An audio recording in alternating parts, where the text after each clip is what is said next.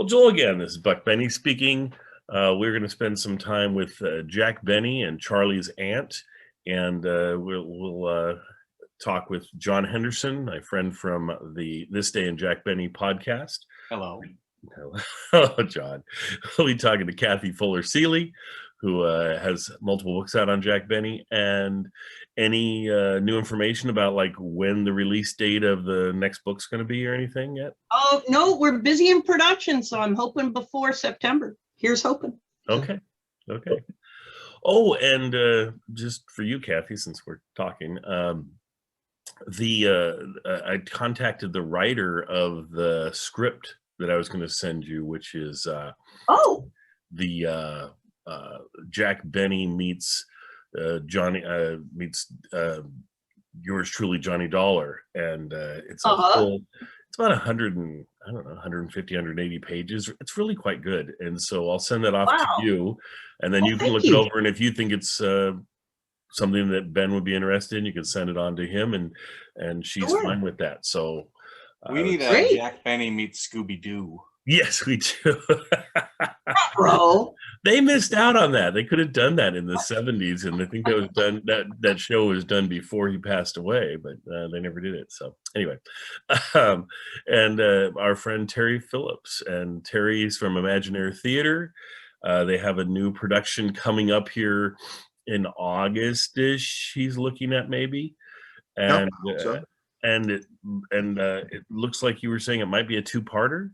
It's starting to look that way. It's the script keeps getting longer and longer, and there's no end in sight yet. But yeah, probably a two-parter. Can you give us a little preview as far as the genre? You've done science fiction, you've done westerns.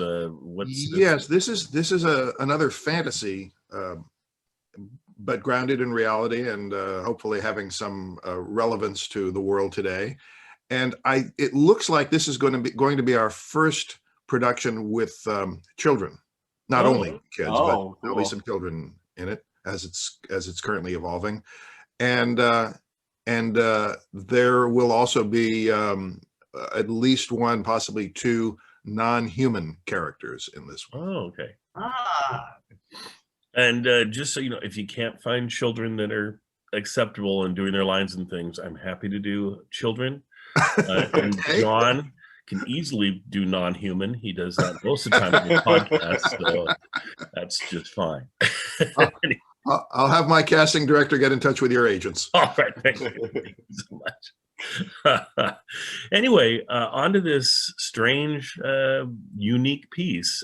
This is a preview of Charlie's Aunt, or a trailer for Charlie's Aunt, I guess you would say. I mean, whatever you want to call it, and I just thought that I would say that I loved it. I think this is a wonderful little piece, and I had it sitting there for a long time and didn't really look at it, just assuming it was just a little preview thing.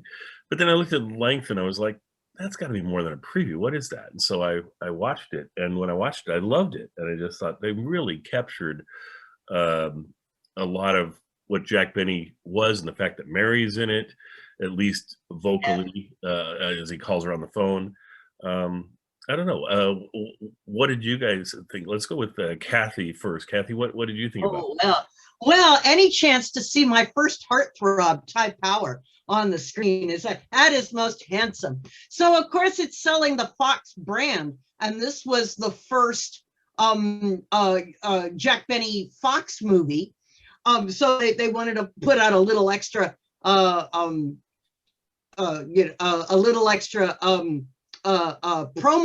for it. He wouldn't stay with Fox very long, but I thought an adorable thing, sort of playing with masculinity and stardom. And I love, as we'll talk about when we talk about the movie, the fact that here in 1941, there is so much cultural concern about men wearing dresses and appropriate gender behavior. But I love the fact that they go with the trope of Jack being concerned and it won't be good, and how terrible to appear in a skirt. And then to have these two supposedly, ultimate handsome masculine actors praising the history of the play and all that. It was a delightful find, and I thank you so much. I'd never seen it before. Thank you for sharing it with us. So welcome. You're so welcome. John, what did you think about it? Yeah, it was interesting because I've never seen a preview like that where it's like a one reel or promotional film, I guess. And I thought it was the greatest. I thought it was better than the movie. Yeah. I thought it was so fun. And like Kathy said, the way that it all works itself out, I thought was great. And the guest stars was great. And actually, I loved the part where the like Tyrone Power and who's the other guy? Randy somebody? Randolph Scott. Randolph Scott. Okay. Randolph Scott. Well, anyway, I loved how they talked about their own pictures and described it and were excited about it. And it didn't give like the same kind of spoilers away that you get these days where you see like half the movie in the trailer. I would love it if for all trailers, it was just the star or the director saying like, and then this happens, and I'm not going to tell you the ending, but it was great. It sort of reminds me of the Alfred Hitchcock previews where Alfred Hitchcock will come and talk about his movie and do like a thing that sort of sets the tone and maybe is a bit comedic, but it's not giving the movie away. I thought it was great. Right. Well, and they today they do that a little bit. You get because a lot of movies have a standard trailer, but then they also have what's the first one called where it gives just I'm sure Terry knows the name for this, where it gives just a little taste or a little. It's like Alien was the first one that I can remember doing it. Alien showed like its first trailer, whatever it was just the egg of the thing sort of cracking and light coming through and things like and then it just said Alien 1979 or whatever, and that was it. And so it would just give this little tease, and it wouldn't give anything away, of course, in the movie whatsoever. And some movies still do that, and that's what this felt like. But it felt like an extended one because it didn't give anything away. It was just sort of highlighting that movie was going to be coming. As you were saying, when Randolph Scott shows up, I love it because he pulls out of his boots these knives that are in his boots and lays them down and then takes off his gun belt and the whole thing. And I just thought it was great. And disarm himself to sit down there with them and chat. Terry, what did you think about it? And well, the thing I want to draw attention to is the setting for this. Sure. For this short film. Once upon a time, kids, if you're watching this in the 22nd century, once upon a time, before the pandemic of 2019, people used to eat together indoors. And in movie studios, they had this place called the commissary. It was like a cafeteria, and there were tables, and the actors primarily, but some of the crew and directors, writers would all get together and eat and just talk about life and maybe the project they were working on. And that's what happens in this trailer. It's almost a genre. Once upon a time, a lot of stuff took place in the commissary on the screen, but even off screen, it was a place where people really did in the movie business really did get together and talk. So I think it was a perfect setting for this otherwise revealing short story. Yeah. And I believed it instantly. I didn't wonder, well, is this scripted or, right. It is so believable. And I think, there's this old Latin saying, in vino veritas, truth in wine. I think it's true of eating in general, that when people get together and have food, the guard comes down and they start telling how they really feel. And that's how this struck me as being, even though it's obviously meant to promote their films and to be entertaining, it was also very believable, very, very credible. Yes. And it told a nice little story, a little contained story about Jack wondering whether he should do this movie and thinking maybe he shouldn't do the movie, and his discussion with Mary, and then followed by the what happens with the two other actors showing up, and I don't know if it was truly a concern on Jack's part or anything, but this does give him some cover as far as they have some manly men, as Kathy says, come out and say, "Oh, I would do that in a heartbeat. Boy, I wish they gave me that chance, and Well, what an opportunity for you, Jack," and so forth. And so it gives him a lot of cover and things. So you certainly might be concerned that, well, what if all of a sudden everybody thinks I'm too effeminate and then doesn't want to listen to my radio show anymore, and everything, my whole career goes in the tank because I'm taking this chance. So who Daryl, I knows? have a question for you, or maybe John or Kathy. Was this movie made at the time when Mary was already having some stage fright issues, or was this before that? I don't think so. well, in Buck Benny Rides Again, the previous release, the previous April, she only her voice appeared on the radio. After she made this movie, Right. This Way Please, she refused to appear, even though she had a contract with Paramount. She refused to appear in the movies anymore after that. So Do we Well, know maybe that's why? why Like, they used the telephone device, because she didn't want to be on the screen. it's what they did in Buck Benny Rides Again. You Yep. only hear her on the radio. So Yeah. Yeah, I think she was, to answer your question. I mean, I think she was having mic fright at this time. Yeah. And I don't know. It will be really interesting. It's too bad we can't interview her, talk to her about it more and things, because like Kathy says, she did her own movie, This Way Please, and she appeared in that movie. And right after that, because that's what is that, 1937? never again. 37. Okay. So after that, it just seems like her mic fright really took a whole nother level. Right. And she Yeah. just decided. But what performer walks away from a career? You know, I mean, Right. Paramount was willing to throw money at her. And I think it's just, it's one thing to Mary's credit if she said, I don't want to do movies. And so she put her foot down and never did movies again. So. Well, Yeah, I mean, I it just think always surprised that- me that she did television, because it's like, what's the difference between movie and television? Only when there was no live audience. Right. So yeah, I definitely think that she had some insecurities, and I think the whole time she was never like, I'm gonna be a star, right? Like, I think even from the earliest days, she did it, and she enjoyed maybe being on the radio a little bit, but she never. I don't feel like show business was her thing that she loved. I totally agree with you, John. When you see the even the radio version of that celebration of Jack Benny in 1941 that General Foods threw when they got him to re-sign the contract, she would not speak extemporaneously. And then she didn't tour after about 36 or 37. She didn't do the summer tours with Jack where he appeared. I guess the most she would do were those camp shows.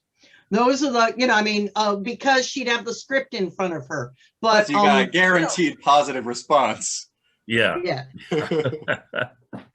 So That's great. Well, and it makes some sense, because it's not like she came about. She was an actress and Jack met her and they fell in love. Right. She was working at the May Company, as he always says, and they fell in love, and then as part of that, he asked her to perform with him at some point. There's lots of stories about how that happened, but then she does, and I could see, every once in a while I get my wife to do something with me, and she's played Mary a few times and so forth, and she's very much Mary, and that I don't think she would be comfortable doing that in a long-term thing, that she's willing to do it in these little bursts, because it's not her drive. And that's Jack's drive, was to be Jack and to do these amazing things that he did, but doesn't mean that was Mary's drive.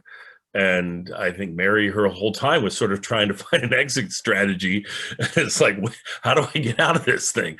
And finally in 1960, she's like, I'm done. And she was. But then it's lovely, because she does come back a little bit in his specials and things. We get to see her at least once, and so forth, which is nice. But interesting thing with Mary as a sub Yeah, piece to super. this. Yeah. Well, are we going to continue this conversation about the movie in this, or are we going to do a separate one? Nope, we're not. Okay, We'll end because this one about here. But anything else anyone wants to say about this trailer, short film, whatever you want to call it, we can do, and then we'll stop, and then we'll go to the other film. Yeah. Okay.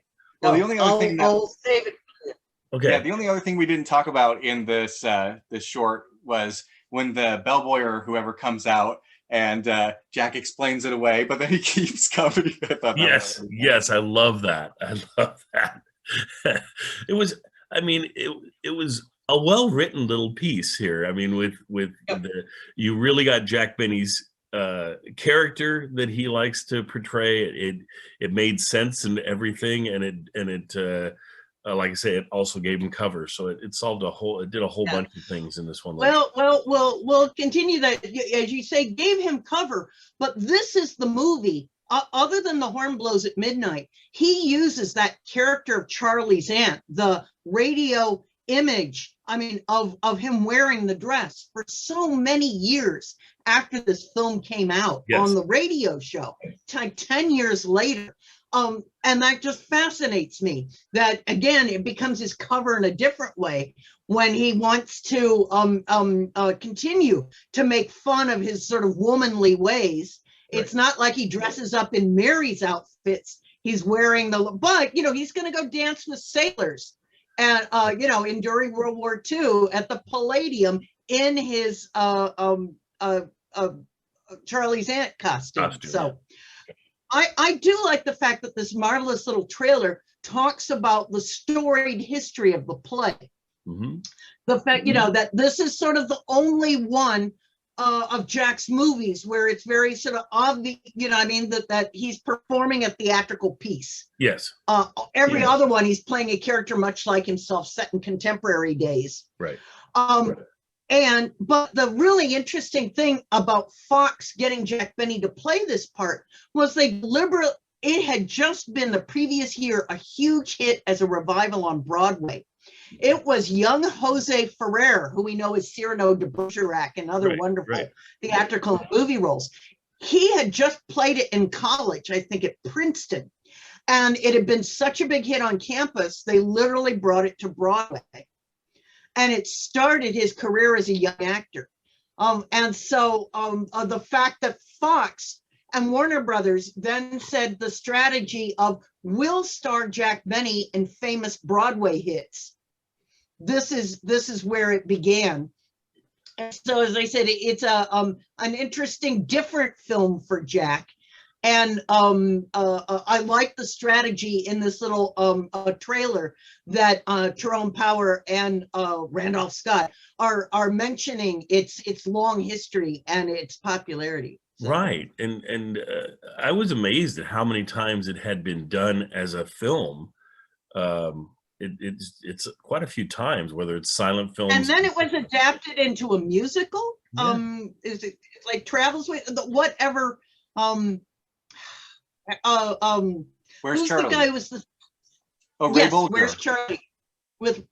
Thank you, Ray. So yeah, that's great. So an endlessly popular production. So. Right, and then the whole genre of men dressing up as women throughout other films and things, as far as I can tell, almost all of them took place after this, because now you look at it and you say it's kind of a trope or something. It makes the film, when you watch the film, seem a little more dated because you've seen it so many times. I mean, Tom Hanks did it as a weekly series with Bosom Buddies, and that became his breakout role that got him into movies and the whole thing. So anyway, sure.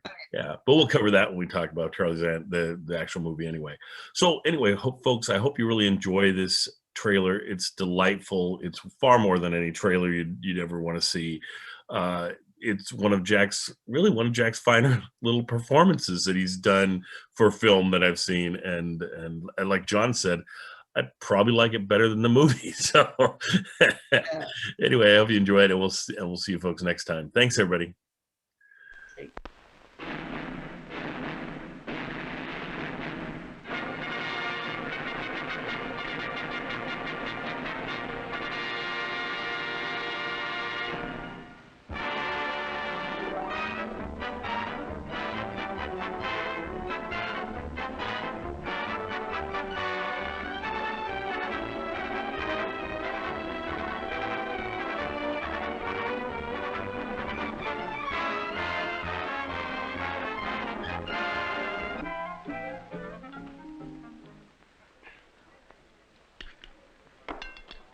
Hey, Nick. Nick. Yes, Mr. Benny. This steak is tough. Tough? Maybe your knife is not sharp enough. Try this one. I don't want that. I want another steak. You're in a bad mood today, Mr. Benny. Miss Livingston's on the phone, Mr. Benny.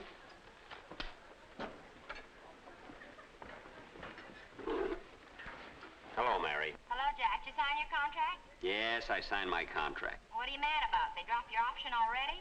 Don't be funny. You know what my first picture is? Charlie's aunt. And I'm Charlie's aunt. Imagine me playing a woman. That's right, laugh. I never would have signed up here if I'd known they were going to treat me like this. Why couldn't they give me a picture like Western Union or Jesse James? Something where I can be a virile outdoor He-Man. You know, something where I could just be myself. All my life I wanted to be in a picture where I end up getting the leading lady. And what happens? I end up being the leading lady. I could just see you and Donna Michi on your honeymoon. A lot of sympathy I can get out of you.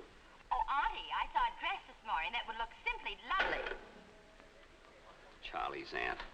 It's all Fred Allen has to hear. Hello, Jack. Oh, hello, Ty. What are you doing, taking flying lessons? No, this is my uniform for my new picture, Yank in the RAF. Oh, you got a good part, eh? Jack, it's great. The best part I ever had in my life. You know, this morning we did a scene that was tremendous. I'm flying a Spitfire, see, at 10,000 feet. And down below me, the British are evacuating Dunkirk. Uh-huh. Well, all of a sudden, right in front of me, I see 3 Messerschmitts. So I open up the guns. Brrr, and down goes the first one. Then I open them up again. Brrr, and down goes the second. And then brrr, down goes the third. No, he does a loop and he gets on my tail. Oh. Hot lead tears through my shoulder. The plane starts careening wildly, and it starts falling. And then what happens? Well, I don't know. We do the rest after lunch. Oh. Gee, that's the kind of a part I ought to play. Is there a love story to it? Oh, sure. And I get the girl, and what a girl. Betty Grable. Gee, Betty Grable. I'll probably end up with Nat Pendleton. What'd you say? Oh, nothing. Hello, fellas. Hello, Randy. Hiya, Jack. Hello, Randy. You're looking at the luckiest guy in the whole picture industry. In Belstow, I do the greatest character you ever saw. It's terrific. Yeah? Why, this morning we did a scene that was just jammed with excitement and thrills. It starts off with Gene Tierney in front of a firing squad. They're all set to pull their triggers. Just then I gallop through on my horse and pick her right off the ground. The men start firing, I wheel around, let go with both guns. Bang, bang, bang, bang, bang, bang. Just then hot lead tears through my shoulder. But I hang on and we manage to gallop away. Oh, boy. I suppose you end up with Gene Tierney. Why, sure, we get married. Well, tell me, Randy, do you kiss her? Do I kiss her? Wow. Yes, sir, just the kind of part I like. Yeah, me too. Action, suspense. Thrills and romance. How about you, Jack? Yeah, that's the kind of a part I like, too. And by the way, Jack, what is your next picture going to be? Well, to tell you the truth, fellas, they're writing it for me now. And it's the greatest part you've ever seen. I mean, it's got a lot of riding and fighting and gunplay. Are these all right, Mr. Benny? Now, the story takes place in Texas in 1860. Pardon me, Mr. Benny. Are these okay? Look, I'm an actor, not a costume designer. Now, as I was saying, fellas, the picture opens with me fighting a gun battle with a bunch of cattle rustlers. Oh, Mr. Benny, here's your wig. I ordered a steak. Now, please don't bother me.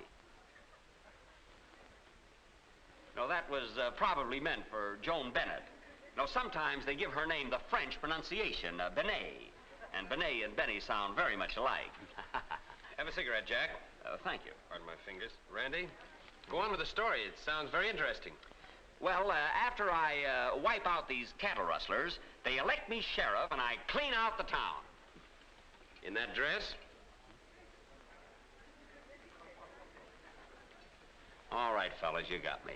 Take it away. Okay, Mr. Benny. All right, so I'm playing Charlie's aunt. Charlie's aunt? Yes, and no hot lead tears through my shoulders. Charlie's aunt, you lucky stiff. But Zanuck said he was going to save that for me. What? Well, you don't realize what a break you've got. Can you imagine playing something that's been such an outstanding hit for 50 years? What, do you know that Charlie's aunt was so popular it was translated and played in 88 languages? Well, yes. Yes, of course. Well, it's the funniest comedy in the history of the theater. Well, Naturally, that's why I picked it. And do you know that after 50 years, it was revived last winter in New York and ran for 6 months? I saw it, and I never laughed so hard in my life. Well, it's one of the best parts ever written. How did you ever get such a plum? Well, I just told Zanuck that I wouldn't sign up unless he let me play it. That's all. Is this corset all right, Mr. Benny? A little more lace around the bottom. Yes, sir. Boy, someday I hope I get a break like that. Me too. Well, don't worry, fellas. Just let that hot lead keep tearing through your shoulders, and maybe someday you'll be in a position to demand great parts, too. Well, I've got to run over to the makeup department and try on my false eyelashes. See you later, fellas. Come on, Jack. Goodbye, Jack. It's Miss Livingston again, Mr. Benny. Oh, hello, Mary. Oh, say, Jack, I've been thinking. You're right about Charlie's aunt. If I were you, I'd refuse to do it. Doesn't sound so good to me. Well, that just goes to show what you know about the theater, Mary. Charlie's Aunt is only the greatest play that was ever written. Why, do you know they revived it last winter in New York and it ran for 50 years? And they had to play it in 88 languages? Who cares about getting the leading lady? After all, the play's the thing. Oh, brother. What?